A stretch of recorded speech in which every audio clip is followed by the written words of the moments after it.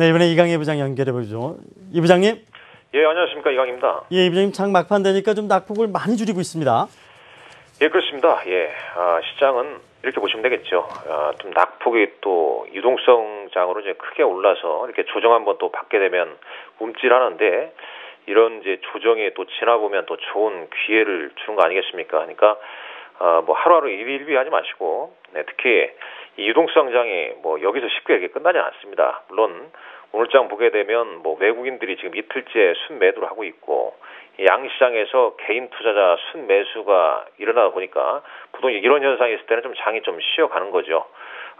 그러면서 뭐 오늘 호텔신라 같은 게 장중에 급락을 하고 뭐 낙폭은 좀 많이 하고 있습니다. 그리고 어제 뭐 급등했던 뭐 현대 미포조선이 오늘 또 급락하고 상당히 좀 정신없는 장인데 오히려 좀 차분하게 좀 돼가는 게 좀 중요하다 볼 수 있겠고, 그래도 시장의 주도주로 됐던 종목 뭐 한미약품이죠. 이 한미약품 2차 시대 초기 때 이 시간 통해서 제가 뭐 소개를 추천을 선정을 해드렸던 종목이기도 합니다만은 상대적으로 제약바이오가 강한 흐름은 어느 정도 시장의 상징성을 부여하는 종목은 아직 기세가 살아있다. 이걸 이제 오늘 좀 보여주는 거죠.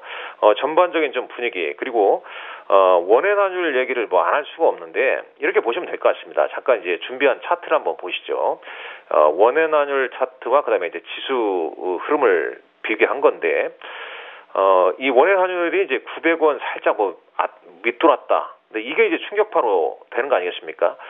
그러나 이 원외환율은 이 그림에서 보게 되면 계속 한 3월, 특히 이제 4월 달부터 크게 좀 밀리기 시작했죠. 그러니까 엔저가 이제 그때부터 좀 가속화 됐는데 최근에 가속화된 건 아닙니다. 그러니까 이 900원을 살짝 깨뜨렸다는 게 여러 가지 이제 언론에서 부각이 되다 보니까 이런 흐름이 나오는 거고, 뭐 이런 게 이제 뉴스화 되게 되면 정부에서도 뭐 말했지만은 뭐 미세 조정에 좀 나서지 않겠습니까?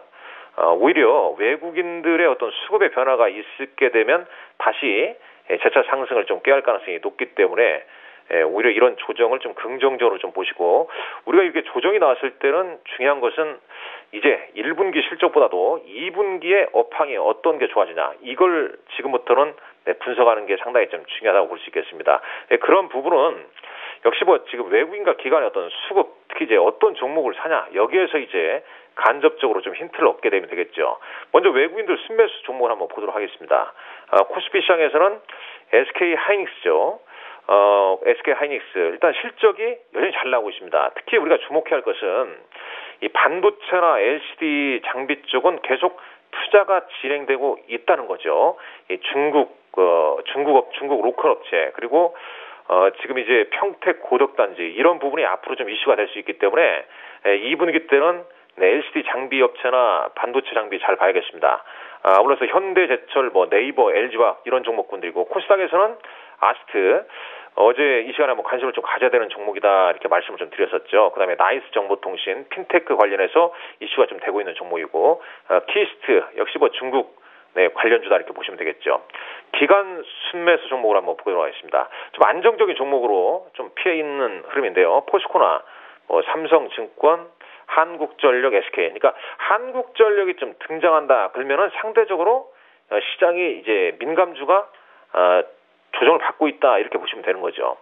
코스닥 시장에서는 셀트리온, 컴투스, 뭐 PNT, 다우데이터, 이런 종목군들을 좀 매수를 꽤 하고 있음을 볼 수 있겠습니다. 네, 이제 내일 시장 전략 세워주시죠. 네, 이렇게 보시면 되겠습니다.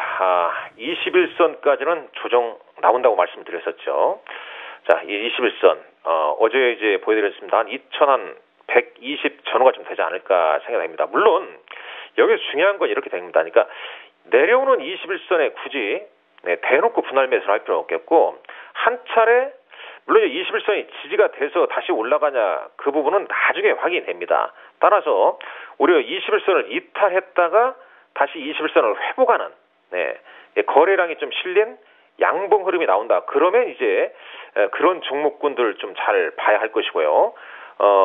좀 전에도 말씀드렸지만 엔저 현상으로 뭐 환율 타격받는 종목군들, 그중에 실적 호전주는 지금이 적절한 또 매수 타이밍이 될 수 있다는 점 보시면 되겠고, 오히려 뭐 제약, 그 다음에 은행은 뭐 실적보다도 오히려 이제 플러스성 보다도 이제 배당 쪽에 좀 관심 있게 좀 보시면 되겠고, 역시 2분기 실적, 이 금리가 추가적으로 인하된다면 증권이나 건설 이런 종목군들 조정 지금 받고 있는데 조정의 끝자락에서 좀 관심 있게 모아가시는 것도 좋을 것 같습니다.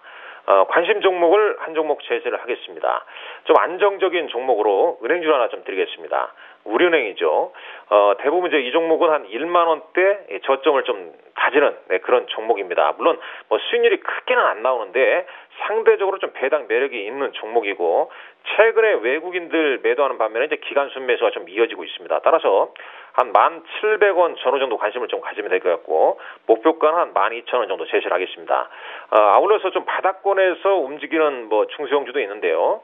잠깐 말씀드리자면 뭐 아이마켓 코리아나 뭐 한진해운 같은 중소형, 중대형주주도 기술적인 반등 이치로 참고하시면 좋을 것 같습니다. 이상입니다.